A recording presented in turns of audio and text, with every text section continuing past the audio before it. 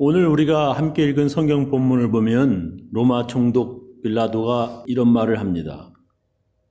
빌라도가 대제사장들과 관원들과 백성을 불러 모으고 이르되 너희가 이 사람을 백성을 미혹하는 자라 하여 내게 끌어왔도다. 보라, 내가 너희 앞에서 사실하였으되 조사하였으되 신문하였으되 너희의 고소하는 일에 대하여 이 사람에게서 죄를 찾지 못하였고 예수님에게서 죄를 찾지 못하였다는 거예요. 헤롯이 또한 그렇게 하여 저를 우리에게 도로 보내었도다. 보라, 저의 행한 것은 예수님이 행한 것은 죽일 일이 없느니라. 그러므로 때려서 놓겠노라.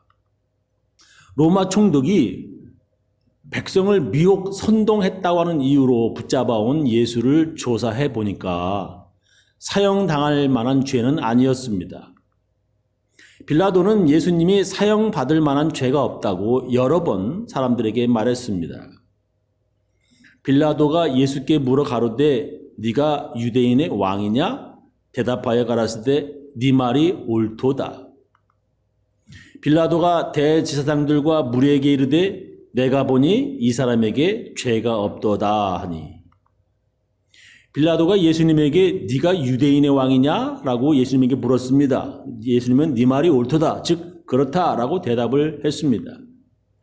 예수님이 그 당시 유대인의 왕이 아니었는데 그 정도 거짓말, 왕도 아닌데 왕이라 사칭하는 죄는 사형받을 만한 정도는 아니라는 것입니다. 그래서 빌라도는 헤롯 왕에게 예수님을 조사해보라고 보냅니다. 그러나 헤롯 왕도 그 정도로는 사형죄에 해당되지 않는다라고 빌라도에게 예수님을 도로 보냅니다. 그래서 빌라도는 예수를 고소한 사람들에게 예수에게서 사형에 해당될 죄가 없다라고 말합니다. 그런데도 사람들은 예수님을 십자가에 못 박아 죽이라고 소리를 질러댑니다. 무리가 일제히 소리 질러 가로되 이 사람을 없애하고 바라바를 우리에게 놓아주소서 하니 이 바라바는 누구냐면 성중에서 예루살렘 성 안에서 일어난 밀란, 반역죄지요. 살인을 인하여 사람을 죽였다는 거예요. 옥에 갇힌 자라라. 빌라도는 예수를 놓고자 하여 다시 저희에게 말하되 저희는 소리 질러 가로되 저를 십자가에 못 박게 하소서 십자가에 못 박게 하소서 하는지라. 빌라도가 세 번째 말하되 이 사람이 무슨 악한 일을 하였냐? 나는 그 죽일 죄를 찾지 못하였나니 때려서 놓으리라 한데 저희가 큰 소리로 재촉하여 십자가에 못 박기를 구하니 저희의 소리가 이긴지라. 갑자기 사람들이 바라바는 풀어주고 예수는 십자가에 못 박아 죽이라는 것입니다. 바라바는 19절 보면 폭동을 일으키고 사람을 죽인 살인자라고 성경에 기록되어 있습니다. 그러니까 유대인들이 로마 정부에 대항하여 폭동을 일으키고 사람까지 죽인 바라바는 풀어주고 사형당할 만한 죄도 없는 예수님은 십자가에 못 박아 죽이라고 지금 소리를 질러대는 것입니다. 그래서 그들이 원하는 대로 바라바는 풀어주고 예수는 십자가에 못 박아 죽였다는 것입니다.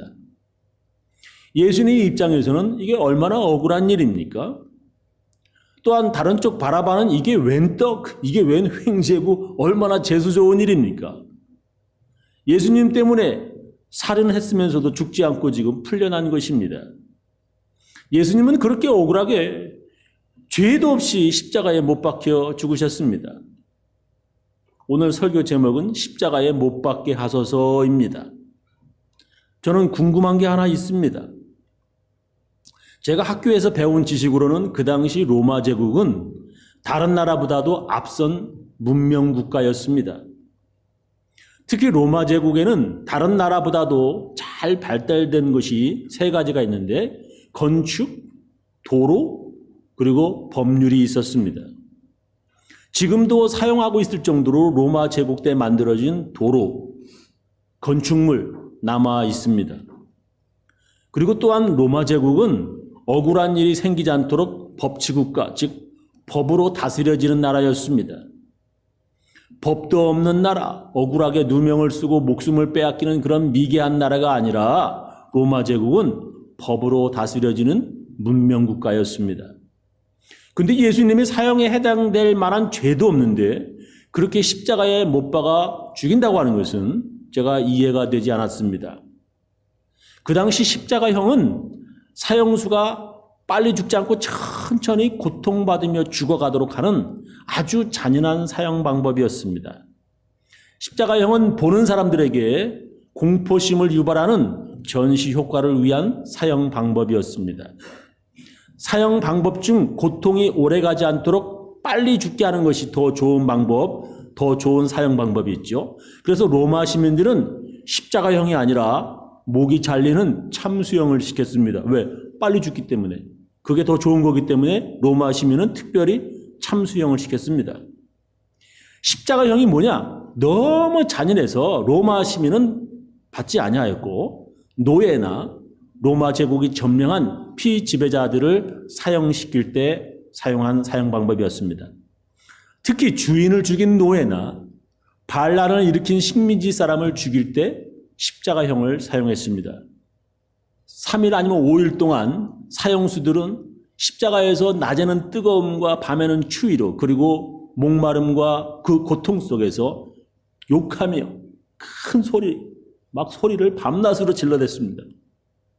그래서 그렇게 고통스럽게 죽는 모습을 보면서 다른 노예들이 절대로 야, 반란 일으키면 저렇게 되는구나 해가지고 무서워서 반란을 일으키지 못하게 전시 효과를 누리는 사용 방법이었습니다.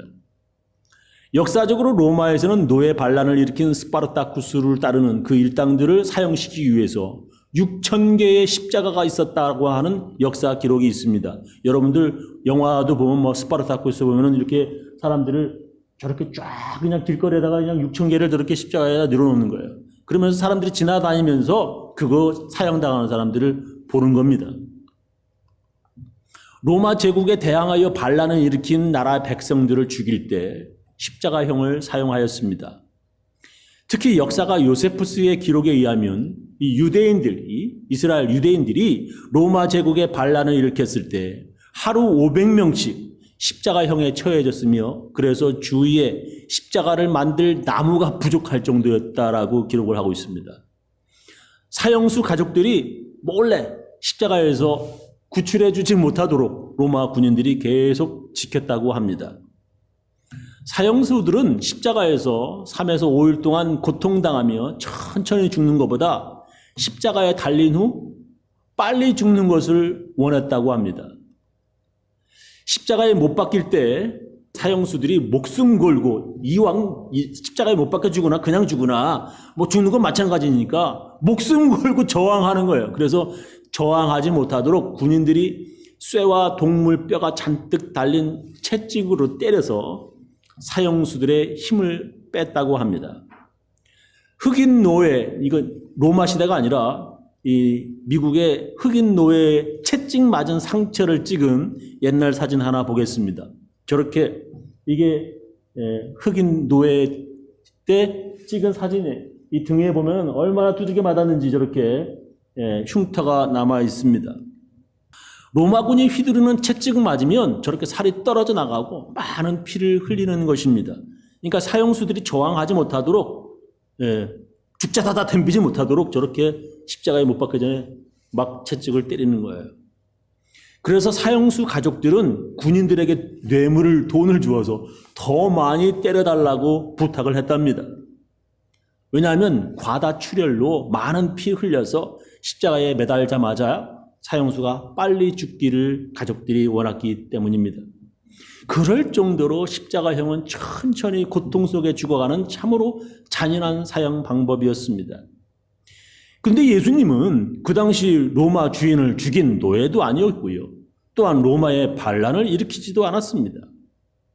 그런데도 예수님이 십자가형을 당하신 것입니다. 바로 그 이유가 뭐냐? 오늘 읽은 성경 본문에 나오는 것입니다. 무리가 다 일어나 예수를 빌라도에게 끌고 가서 고소하여 가로되 우리가 이 사람을 보매 우리 백성을 미혹하고 mislead, 그러니까 선동을 해서 가이사 황제에게 로마 황제에게 세금 바치는 것을 금하며 자칭 왕 그리스도라 하더이다 하니 빌라도가 예수께 물어가로되 네가 유대인의 왕이냐? 대답하여 가라사대 네 말이 옳도다. 빌라도가 대제사장들과 무리에게 이르되 내가 보니 이 사람에게 죄가 없도다 하니 무리가 더욱 굳세게 말하되 저가 온 유대에서 가르치고 갈릴리에서부터 시작하여 여기까지 와서 백성을 소동케 하나이다. 선동한다 이 말이에요. 로마법에 따르면 예수님은 십자가 사형을 당할 만한 죄가 아니어서 빌라도는 여러 번 예수님을 매질한 후에 놓아주겠다라고 말합니다.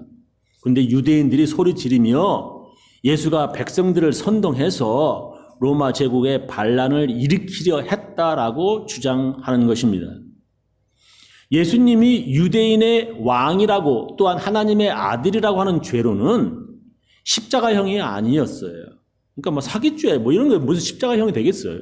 근데 예수가 백성들을 선동해서 소동을 일으키고 반란을 일으키려 한다고 하는 유대인들의 주장에 따라서 예수님을 로마 제국에 대한 반란죄로 십자가 사형을 시켰습니다.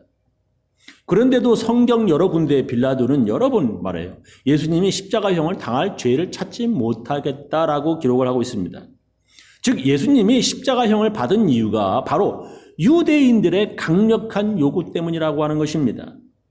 그래서 요한복음에서는 빌라도 총독이 반란죄 괴수 예수를 풀어주겠다면 당신은 로마 황제에게 불충하는 것이라고 유대인들이 주장했다라고 요한복음서에 기록합니다. 요한복음서 19장 12절을 보면 이러함으로 빌라도가 예수를 놓으려고 힘썼으나 유대인들이 소리 질러 가로되 이 사람 예수님을 놓으면 풀어주면 당신은 케사르 황제의 충신이 아니니이다. 무릇 자기를 왕이라 하는 자는 가이사 케사르 황제를 반역하는 것이니이다. 이렇게 유대인들은 예수를 풀어주려고 하는 빌라도를 위협하고 있습니다. 마태복음에서는 이렇게 기록할 정도입니다. 빌라도가 아무 효험도 없이 풀어주려고 하는데 아무 효험이 없어. 도리어 밀란이 폭동이 나려고 하는 것을 보고 물을 가져다가 무리 앞에서 손을 씻으며 그러되 이 옳은 사람의 피에 대하여 나는 무죄하니 너희가 당하라. 백성이 다 대답하여 그러되 그 피를 우리와 우리 자손에게 돌릴지어다 하거늘 이에 바라바는 저에게 놓아주고 예수는 채찍질하고 십자가에 못 박히게 넘겨주니라. 예수를 죽이지 않고 풀어주면 밀란 즉 폭동 반란이 일어나고 큰 소동이 일어날 것 같다고 하는 것입니다. 유대인들은 또한 예수님 죽인 그 일에 대한 책임을 자기들하고 자기들 자손에게 돌릴지어다 라고까지 외치고 있습니다. 어쩌면 이 정도냐. 그들이 유대인들이 격렬하게 예수를 십자가에 못 박으라고 외치는 것이 빌라도에게 당황할 지경이었습니다. 그래서 그들이 말한 대로 2차 세계대전 때에 600만 명이 넘는 그들의 후손 유대인들이 가스실에서 죽었는지도 모르겠습니다. 이 사람들이 말이라고 하는 게 참 무서운 거예요. 말한 대로 되고요. 말이 씨가 된 것입니다. 말을 참 조심해야 돼요. 그렇다면 왜 그 당시 유대인들은 예수님을 그렇게 죽이고 싶어 안달이었습니까? 왜 그렇게 죽이려고 하는 거예요, 유대인들이? 예수님도 같은 유대인이고요. 많은 사람들이 예수님을 따라다닐 정도로 인기 스타였는데 말입니다. 그 이유는 바로 성경 여기를 읽어보면 알 수 있습니다. 대제사장이 가운데 일어서서 예수에게 물어가로되 너는 아무 대답도 없냐?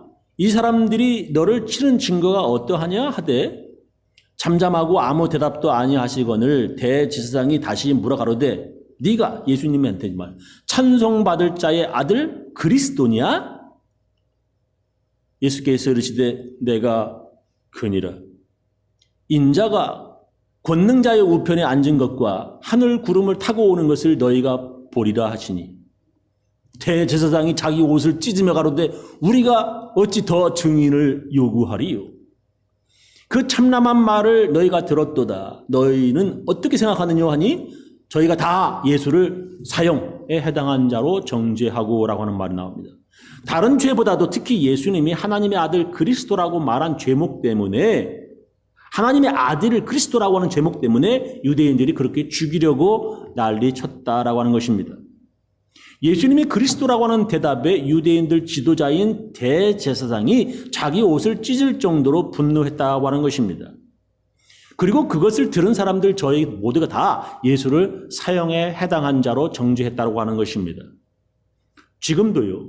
자기가 하나님의 아들이라고 자기가 재림 예수라고 그리스도라고 주장하는 사람들이 많습니다. 우리는 그렇게 주장하는 사람들이 왜 그리스도가 아닌지, 왜 재림 예수가 아닌지 알고 있습니다. 그들은요, 예수님처럼 물 위를 걷거나 거친 풍랑을 잔잔하게 하지 못합니다. 그들은 예수님처럼 문둥병자나 소경, 그리고 언어장애 걷지 못하는 사람을 치료하지 못하고 또한 죽은 사람을 다시 살리지도 못합니다.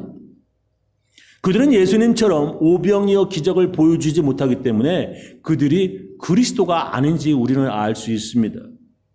그러나 예수님은 놀라운 기적을 예수님 혼자나 아니면 제자들에게만 보여주신 것이 아니라 예수님을 따라다니는 수많은 구경꾼들에게 한 번도 아니라 여러 번 기적들을 보여주셨습니다. 수많은 사람들이 예수님 따라다니면서 자기들의 눈으로 똑똑 그 기적들을 봤습니다. 그런데 왜 유대인들 지도자들과 제사장은 예수님이 그리스도가 아니라고 주장하는 것입니까? 여러 이유가 있지만 간단하게 몇 가지만 제가 소개하겠습니다. 예수님이 다윗의 후손이 아니기 때문이라고 주장을 합니다. 왜 유대인들은 예수님을 그리스도라고 하면 죽이려고 하냐? 여러 가지 이유가 있는데 첫 번째가 그 사람들이 말하는 게 예수님이 다윗의 후손이 아니기 때문이라는 것입니다. 메시아, 즉 그리스도는 다윗의 후손이라고 구약 성경에 기록되어 있습니다. 근데 유대인들은 예수님이 다윗의 후손이 아니라고 주장을 하고 있어요. 우리가 알기로 마태복음에도 예수님이 다윗의 후손이라고 하는 족보가 있는데 무슨 말 하는지 모르겠다라고 할 거예요. 그죠? 그러나 그 족보에는 마리아의 남편 요셉이 다윗의 후손이라고 나오지 예수님이 요셉의 아들이라 기록된 것이 아닙니다. 예수님은 성령으로 잉태되어 동정녀 마리아에게서 태어나신 것입니다. 그러니까 예수님은 다윗의 후손 요셉의 아들이 아니라는 것입니다. 그 당시 대부분의 유대인들은 메시아가 다윗의 후손으로 태어날 것이라고 믿었습니다. 그러니까 유대인들은 예수님이 요셉의 아들이 아니기에 다윗의 후손도 아니고 그래서 메시아로 볼 수 없다라고 주장하는 것입니다. 예수님이 아니라 예수님 동생들, 즉 요셉과 마리아를 통해서 태어난 예수님 동생들은 그런 메시아일 가능성은 있지만 다윗의 후손이 아닌 예수는 아니라고 하는 것입니다. 그러나 우리는 예수님께서 메시아가 다윗의 후손이 아니라고 말씀하신 것을 우리는 기억해야 합니다. 마태복음 22장 41절 이하에 보면 바리새인들이 모였을 때 예수께서 그들에게 물으시되 너희는 그리스도에 대하여 어떻게 생각하느냐? 네 자손이냐? 대답하되 다윗의 자손이니이다. 이 사람들은 그렇게 믿고 있었다는 거예요. 가라사대 그러면 다윗이 성령에 감동하여 어찌 그리스도를 주라 칭하여 말하되 주께서 내 주께 이르시되 내가 네 원수를 네 발 아래 들 때까지 내 우편에 앉았으라 하셨도다 하였느냐. 다윗이 그리스도를 주라 칭하였은즉 어찌 그의 후손이 되겠느냐. 예수님께서 이렇게 말씀하신다는 거예요. 한 말도 능히 대답하는 자가 없고 그날부터 감히 그에게 묻는 자도 없더라. 그리스도는 다윗의 후손이 아니라고 예수님은 지금 말씀하시는 거예요. 그리스도는 다윗의 후손이 아니라 다윗보다 먼저 계신 뿌리라는 말씀입니다. 그래서 예수님은 요셉의 아들로 태어나신 것이 아니라 다윗의 후손 요셉의 집에 사람들이 그렇게 알고 있기 때문에 다윗의 후손 요셉의 집에 그의 아내인 마리아에게서 성령으로 잉태되셨습니다. 그러나 유대인들은 그런 것들을 모르고요. 예수님이 다윗의 후손이 아니기 때문에 메시아가 아니라고 주장하는 것입니다. 지금도 마찬가지예요. 두 번째, 여러 가지가 있는데 제가 두 가지만 말씀드린다고 했죠. 왜 유대인들은 예수님을 그리스도로 안 보냐? 예수님은 율법을 무시했기 때문이라고 주장합니다. 복음서에 보면 예수님과 율법을 지키려고 하는 율법학자 바리새인들 간에 예수님 간의 논쟁이 많이 기록되어 있습니다. 특히 안식일 규정을 무시하는 예수님과 유대인들은 많은 논쟁을 예수님과 하고 있습니다. 그래서 그들은 그렇게 율법을 무시하는 예수님이 어떻게 하나님으로부터 왔냐라고 말할 정도입니다. 요한복음 9장 14절 이하 보면 예수께서 진흙을 이겨 눈을 뜨게 하신 날은 안식일이라. 소경을 고친 날이 바로 안식일이라는 거예요. 그러므로 바리새인들은 그 어떻게 보게 된 것을 물으니 가로되 그 사람이 예수님이 진흙을 내 눈에 바르매 내가 씻고 지금 떠서 눈 보나이다 하니 바리새인 중에 혹은 말하되 이 사람이 안식일을 지키지 아니하니 하나님께로서 온 자가 아니라 하며 혹은 말하되 죄인으로서 어떻게 이러한 놀라운 기적을 행하겠느냐 하며 피차 쟁론이 되었더라라고 하는 말씀이 나와요. 그들은 아무리 많은 기적을 보여주어도 율법을 어기니까 하나님께로부터 온 자가 아니라고 하나님께서 이미 성경에 그렇게 말씀하셨다고 주장을 합니다. 신명기에 보면 놀라운 기적을 보이며 하나님의 명령인 율법을 지키지 아니하도록 사람을 꿰어내고 유혹하는 거짓 선지자들의 말을 듣지 말고 그들을 죽이라고 하나님께서 신명기에 명령하셨다고 하는 것입니다. 신명기 13장 1절에 보면 너희 중에 선지자나 꿈꾸는 자가 일어나서 거짓 선지자지요. 이적과 기적과 놀라운 일들을 네게 보여주면서 네게 말하기를 네가 본래 알지 못하던 다른 신들을 우리가 쫓아 섬기자, 우상들 섬기자 하며 이적과 놀라운 기적들을 막 그 말대로 이룰지라도 너는 그 선지자나 꿈꾸는 자의 말을 청종하지 말라. 이는 너희 하나님 여호와께서 너희가 마음을 다하고 성품을 다하여 너희 하나님 여호와를 사랑하는지 아닌지 알리하사 너희를 시험하심이라. 너희는 너희 하나님 여호와를 순종하며 그를 경외하며 그 명령을 지키며 그 목소리를 청정하며 그를 섬기며 그에게 복종 부종하고 선지자나 꿈꾸는 자, 거짓 선지자죠. 죽이라는 거예요. 그 선지자나 꿈꾸는 자는 죽이라. 이는 그가 너희를 애굽 땅에서 인도하여 내시며 종되었던 집에서 속량하여 취하신 너희 하나님 여호와를 배반케 하려 하며 너희 하나님 여호와께서 네게 행하라 명하신 도에서 너를 꿰어내려고 말하였음이라. 너는 이같이 죽여서 너희 중에서 악을 제할지니라. 그래서 그들은 안식일을 준수하지 않는 예수를 그리스도가 아니라 거짓 선지자로 여기면서 거짓 선지자 예수를 십자가에 죽이라고 막 하나님 명령 율법 따라서 지금 저렇게 소리 지르고 있다라고 하는 것입니다. 예수님은 자기들도 율법을 다 지키지 못하는 죄인면서 그 율법으로 다른 사람들을 정죄하고 죽이려고 하는 그들을 아주 예수님은 미워하셨습니다. 예수님은 율법의 정신이 뭐냐? 즉 하나님 사랑하고 이웃을 사랑하는 그런 율법의 정신에 대해서 말씀하셨습니다. 그걸 다 알죠? 그 중에 한 율법사가 예수를 시험하여 묻되 선생님이여 율법 중에 어느 계명이 제일 크고 중요합니까? 예수께서 가라사대 네 마음을 다하고 목숨을 다하고 뜻을 다하여 주 너희 하나님을 사랑하라 하셨으니 이것이 크고 첫째 되는 계명이요. 둘째는 그와 같으니 네 이웃을 네 몸과 같이 사랑하라 하셨으니 이 두 계명이 온 율법과 선지자의 강령 여기서 다 나온다는 거예요. 이 두 가지에서 다른 것들이 다 나온다는 거예요. 하나님 사랑하고 이웃 사랑하는 것 그거 다 나온다는 거예요. 예수님은 하나님의 율법을 다 지키지도 못하면서 다 지킨 척하는 위선적인 사람들을 아주 싫어하셨습니다. 예수님은 그런 위선적인 사람들에게 정죄를 당해서 십자가에 죽으셨습니다.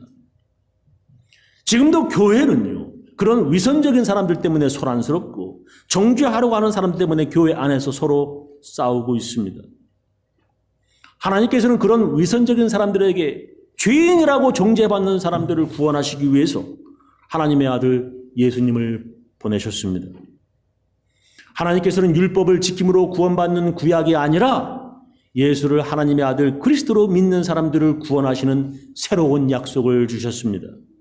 그래서 우리는 구원받은 강도처럼 예수를 믿음으로 하나님의 은혜로 천국에 가는 것입니다. 예수님의 십자가의 죽음으로 예수 믿는 우리들은 모두 구원받게 되는 것입니다. 저는 우리 교인들 모두 예수를 그리스도로 믿어 모두 다 하나님 나라에 들어가시기를 예수님 이름으로 축원합니다. 기도하시겠습니다.